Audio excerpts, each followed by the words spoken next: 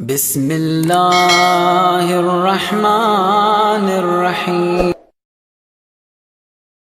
حق سبحانہ و تعالی نے آخرت پر یقین نہیں آتا تھا لوگوں کو،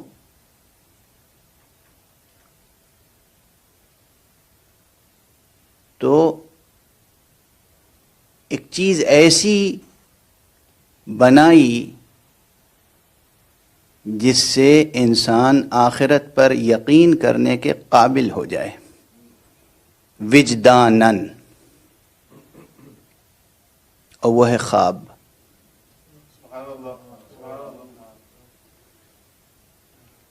یہ معصوم سے روایت ہے، نبی سے روایت ہے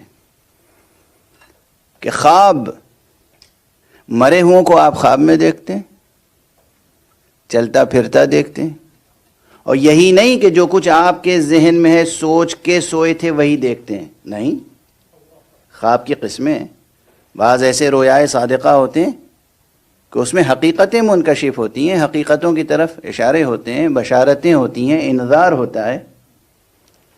تو یہ خواب میں جو کچھ آپ دیکھتے ہیں، جسم چلتے پھرتے لوگوں کے اور ان کی بات سنتے ہیں، آخرت کی طرف ذہن کی رہنمائی ہے، یہ دار آخرت کی طرف ذہن کی رہنمائی ہے۔ تو آخرت کو کسی لیبوریٹری میں یہاں سمجھایا نہیں جا سکتا تھا، لیکن آپ کے وجود کے اندر ایسی چیز رکھ دی کہ خواب دیکھ کر آپ آخرت کا تصور قائم کر سکتے ہیں۔ واضح ہے، خواب کی اہمیت سمجھے زندگی میں۔ اب اچھے خواب دیکھیے گا تاکہ اچھی آخرت بنے۔ صلوات پڑھ دیجئے محمد و آل محمد۔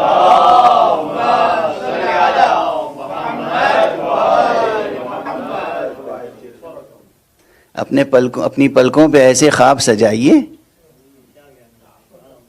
جس سے اچھی آخرت بنے۔ اور یہ جو میں کہہ رہا ہوں پلکوں پہ خواب سجائیے، تو یقیناً سوچ سمجھ کے یہ جملہ بھی کہہ رہا ہوں، میں تو دعوت دے رہا ہوں اس جملے میں کہ جاگتے میں خواب دیکھا کیجئے، جاگتے میں اچھے خواب دیکھیے گا تو آخرت بھی اچھی ہوگی۔ بہرحال یہ لطف الہی ہے کہ وہ حقیقت، مستقبل کی وہ حقیقت، ہماری اور آپ کی زندگیوں کے مستقبل کی وہ حقیقت جو کسی سائنٹیفک لیبوریٹری میں یہاں ایگزامن نہیں کی جا سکتی تھی، یا ڈسپلے نہیں کی جا سکتی تھی، یا اس پر کسی طرح سے روشنی نہیں ڈالی جا سکتی تھی، اس طرح تیز روشنی اس پر پڑتی ہے خواب میں کہ انسان آخرت کا تصور قائم کر سکتا ہے، اور تصور ہی نہیں، یقین قائم کر سکتا ہے۔ بالکل اسی طرح حق سبحانہ و تعالیٰ کے کن فیکون کا تجربہ آپ اپنی ذات کے اندر کر سکتے ہیں۔ کیسے؟ آپ کو اس مادی جسم کے ساتھ ساتھ ایک لطیف حقیقت اور دی گئی ہے، اور وہ ہے آپ کا ذہن۔ آپ کا ذہن میری تقریر سن رہا ہے، متوجہ ہے، اور میں کہوں کعبے کا تصور کیجئے، کعبہ ذہن میں آ گیا نہیں؟ ارے ابھی کہا ہو کعبہ آ گیا ذہن میں؟ کربلا کا تصور کیجئے، تصور آ گیا؟ واضح ہے۔ ذہن کا ظرف وہ ہے کہ جہاں جو طے کیجئے فوراً ہو جاتا ہے۔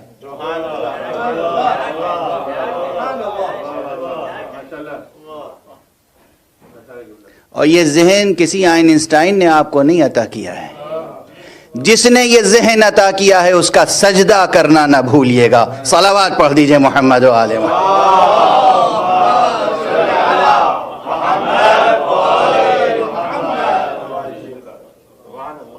ایک اور صلوات پڑھ دیجئے محمد و آل محمد۔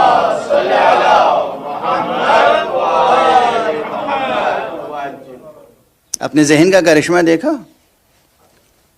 ایک غریب فقیر آدمی فٹ پاتھ پہ بیٹھا ہوا ہو، اور میں اسے کہوں دیکھو تم اپنے ذہن میں ایک محل بنا لو اور پھر دعا کرو، اللہ ویسے ہی محل تمہیں عطا کرے گا۔ تو جب میں کہوں گا اپنے ذہن میں محل بنا لو، بنانے میں دیر لگے گی کیا؟ توجہ ہے؟ عالم خارجی میں ہمیں اس ظرف زمان و مکان کی محدودیتیں اور مجبوریاں یہ ہیں کہ ہمیں خود اپنے ذہن سے خارج میں منتقل کرنے میں دیر لگے گی. یہ ہے ہماری عاجزی، اور وہ جو چاہتا ہے کر دیتا ہے، یہ ہے اس کی قدرت. وہ قادر ہے، ہم عاجز. وہ قادر ہے، ہم عاجز بندے ہیں. وہ قادر معبود، ہم عاجز عبد. وہ قادر معبود. تو وہ جو چاہتا ہے فوراً ہو جاتا ہے. ہم جو چاہتے ہیں ذہن میں تو فوراً ہو جاتا ہے، زمین پر ہونے میں دیر لگتی ہے. یہ ہماری عاجزی کی بنا پر. اور اگر کسی بندے عاجز کا تعلق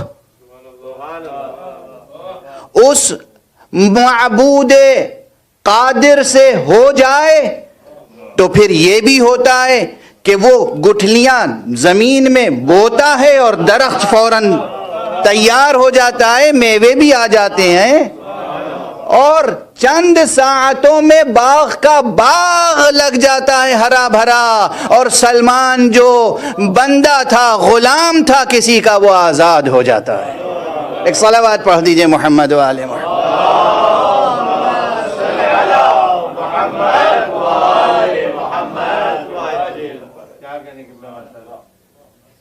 یہ کیسے ہوتا ہے؟ ہم ذہن میں سوچتے رہ جاتے ہیں اور خارج میں کرنے میں ہمیں ایک وقت لگتا ہے. اور یہاں بھی نسبی ہے یہ چیز، ریلیٹیو ہے.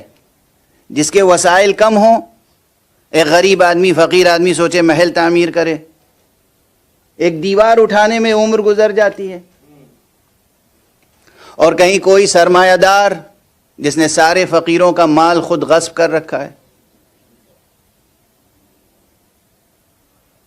وہ سرمایہ دار طے کر لے تو ظاہر ہے وہ سرمایہ دار ہے، اس کے پاس سرمایہ بھی ہے، اور سرمایہ سے وہ مزدور بھی فراہم کر سکتا ہے، میٹیریل بھی فراہم کر سکتا ہے، اور ایک رات میں پورا محل تیار کر سکتا ہے.